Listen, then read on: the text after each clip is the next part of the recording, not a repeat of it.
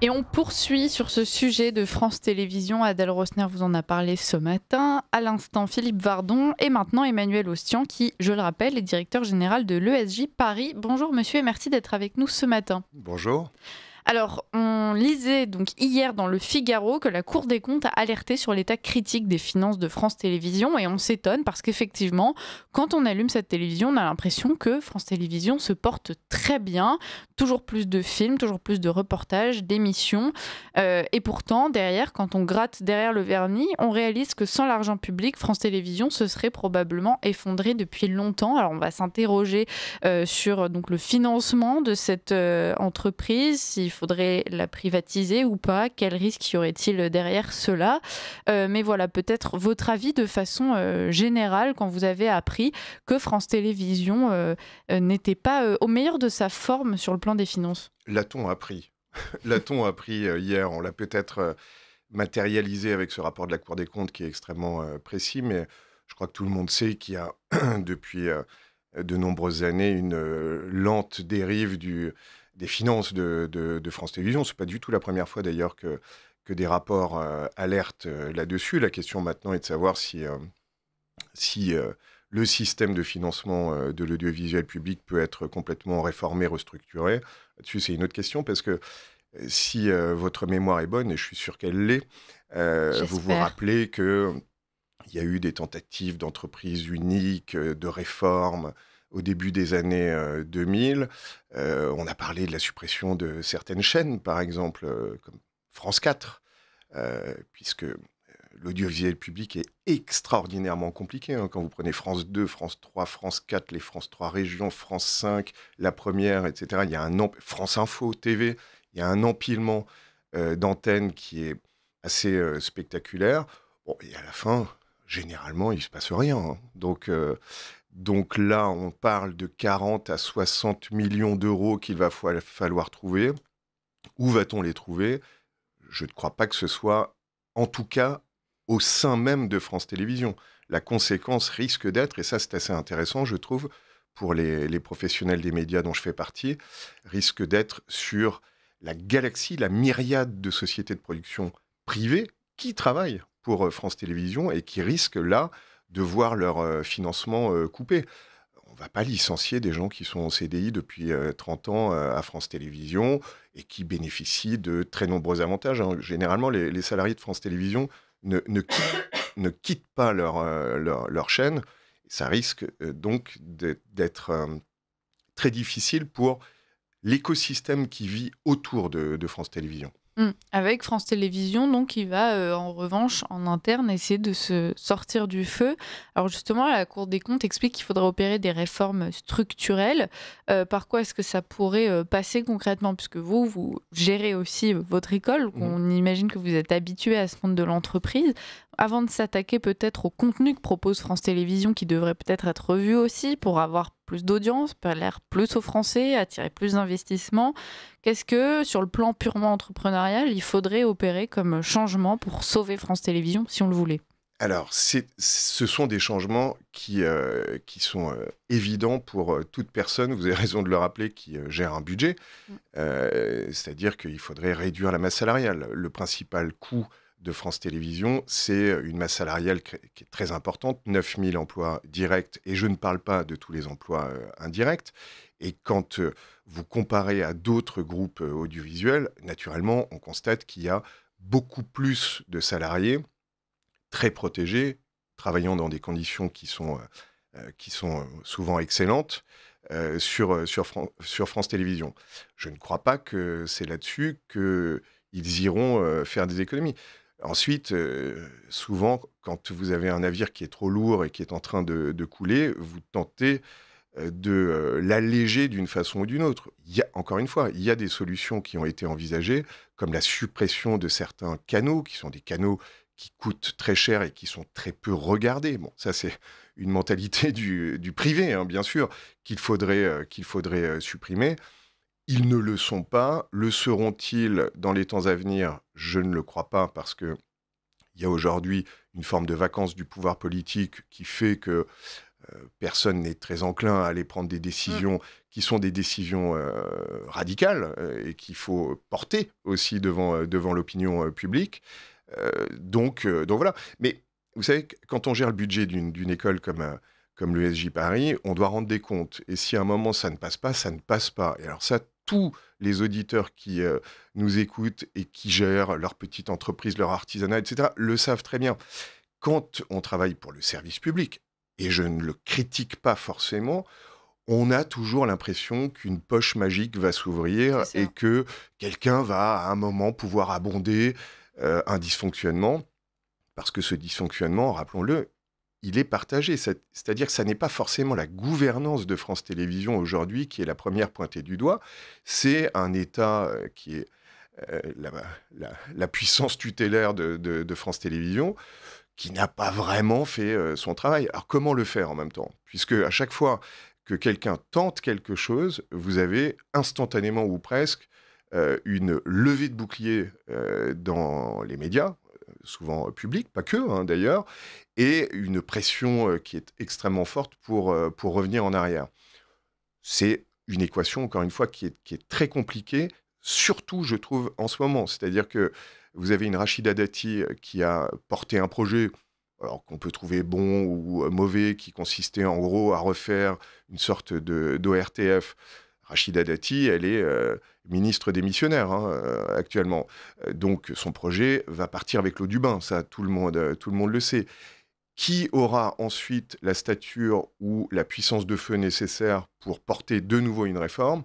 Là, dans les mois qui viennent, on voit assez mal. Hein. Mm. Il y a dans tous ces offices publics l'idée selon laquelle, effectivement, comme c'est l'État qui paie en grande partie, c'est 80% d'argent public qui finance France TV. C'est une sorte de corne d'abondance inépuisable. Aujourd'hui, on parle énormément de dette, on parle de budget. On sait que finalement, les finances de l'État vont mal. Est-ce qu'on va pouvoir assister à un changement de mentalité ou est-ce que finalement, ces vieilles institutions vont continuer de s'imaginer qu'elles peuvent compter à 80% sur l'État pour pouvoir tourner, selon vous, Emmanuel Ostion? Non, vous avez raison de faire le parallèle. C'est-à-dire qu'aujourd'hui, dans le débat public, on parle énormément de cette dette de 3 300 milliards, des dizaines de milliards d'euros que les contribuables sont invités à payer uniquement pour le remboursement de l'emprunt.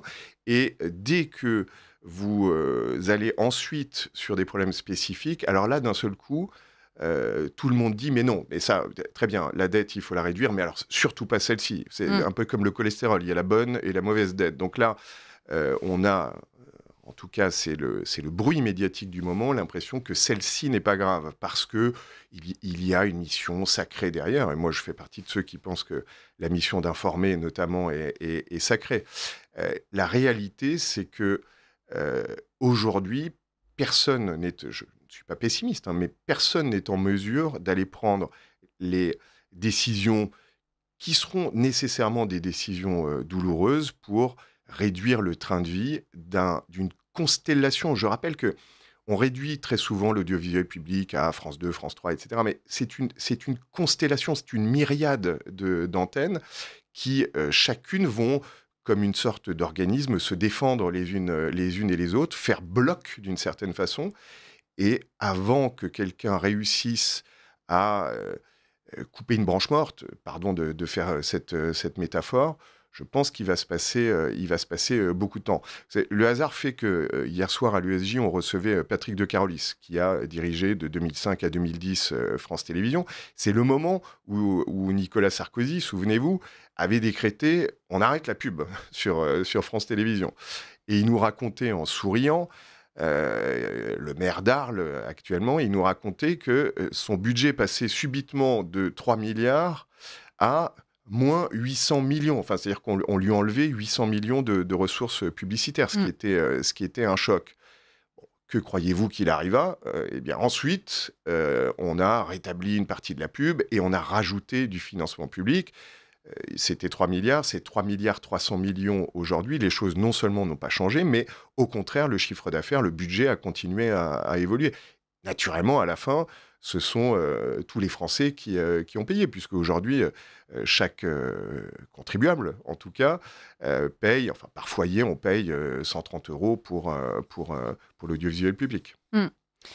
France Télévisions semble souffrir des mêmes maux que l'État, avec aussi tout un tas de postes qui sont inutiles, ou en tout cas qui devraient être mieux employés. Et donc on mentionnait cette masse salariale qui aujourd'hui semble être hors de contrôle au sein de France Télévisions.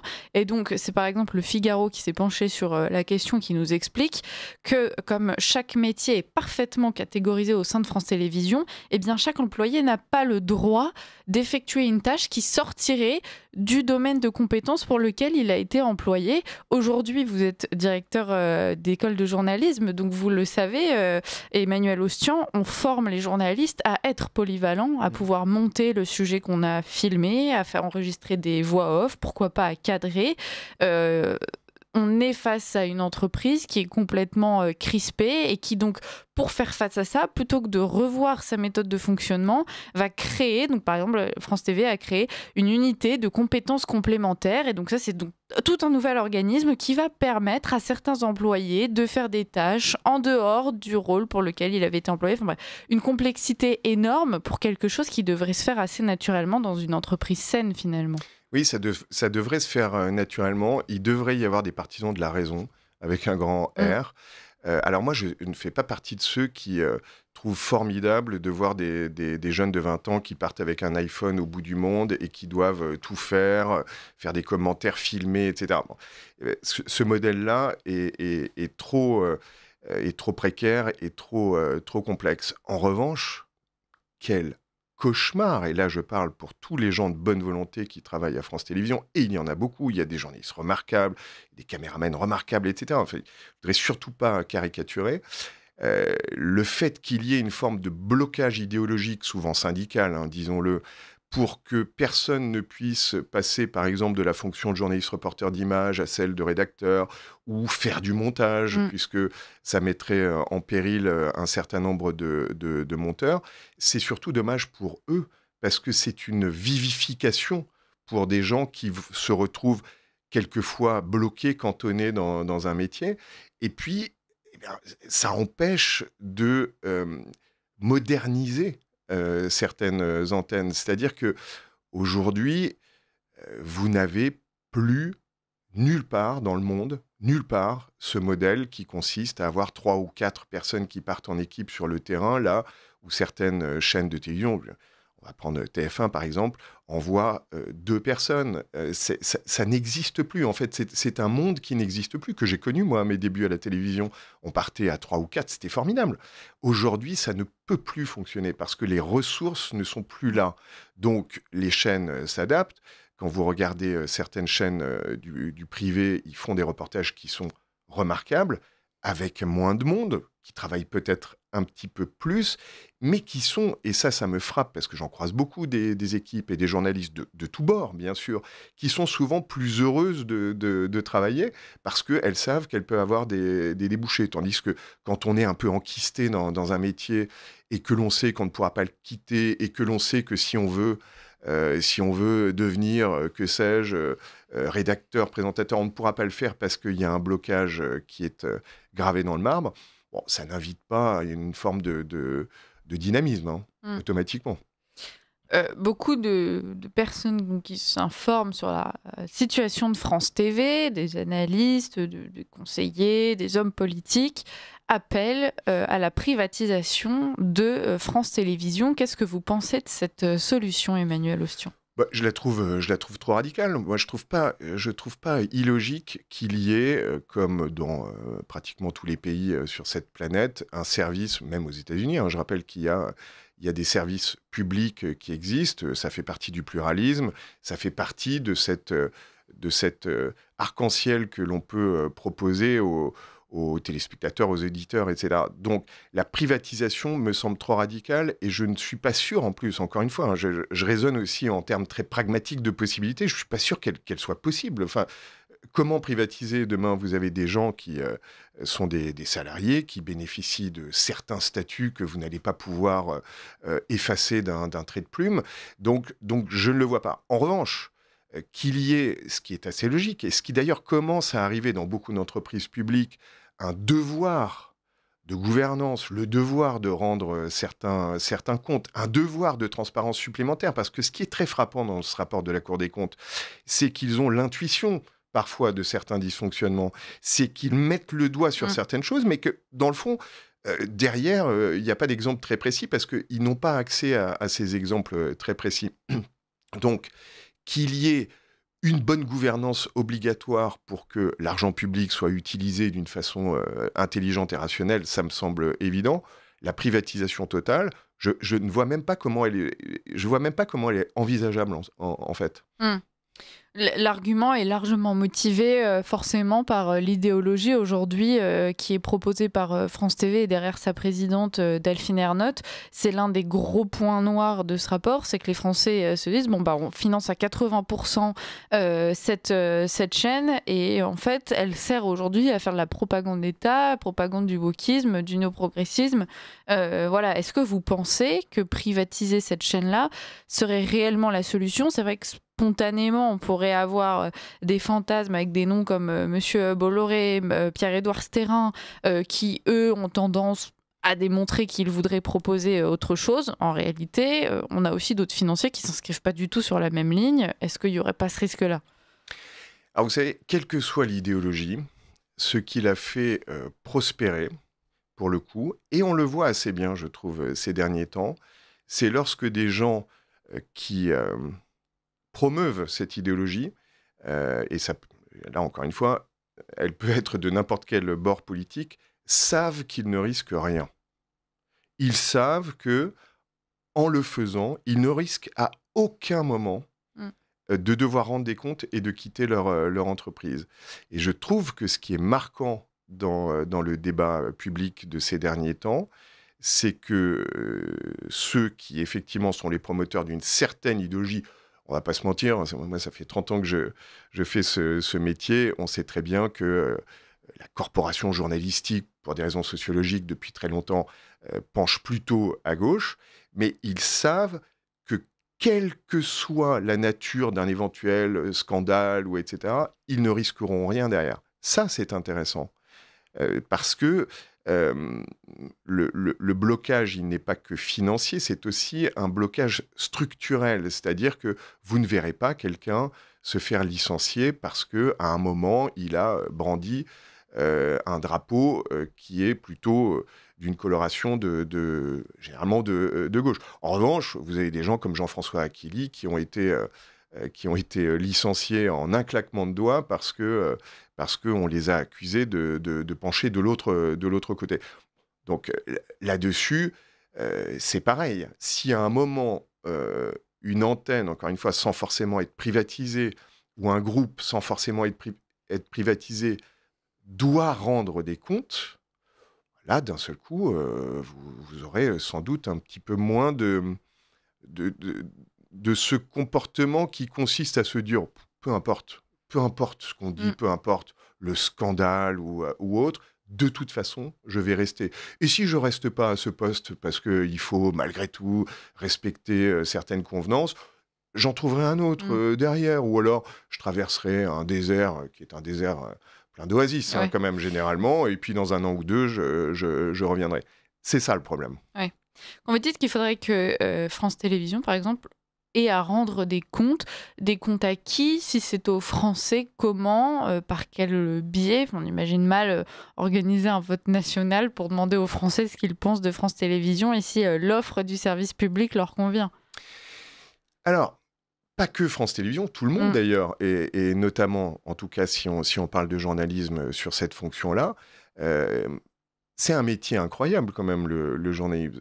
Tous les métiers qui sont des métiers que je qualifierais de stratégiques, en tout cas pour le public, ont des ordres. Vous avez un ordre national des médecins. Quand un médecin dysfonctionne, il doit rendre des comptes devant un ordre. Ce qui, moi, ne me semble pas absurde. C'est pareil pour d'autres professions, les avocats, etc.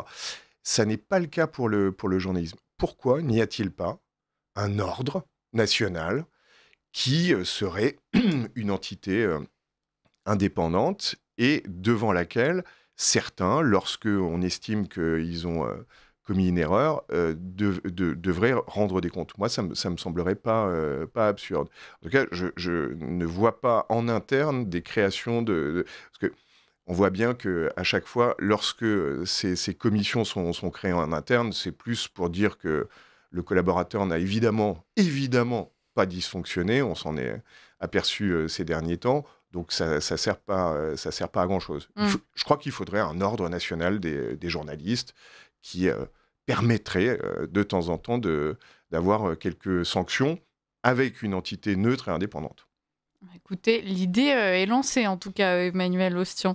Je rappelle rapidement que vous êtes directeur général de l'ESJ Paris. Il nous reste 10 secondes. Votre école se porte bien, la rentrée Oui. a eu lieu, des projets oui. peut-être. Oui, c'est une dynamique incroyable. On a doublé nos effectifs. On est passé de 110 étudiants à 220. Je reçois encore des candidatures chaque jour, alors que la rentrée a débuté. On a inauguré nos locaux et c'est un moment merveilleux, là, avec des étudiants très, très, très, très, très motivés qui sont là et ça fait plaisir parce que ça veut dire que le journalisme a de belles heures devant lui dans les temps à venir.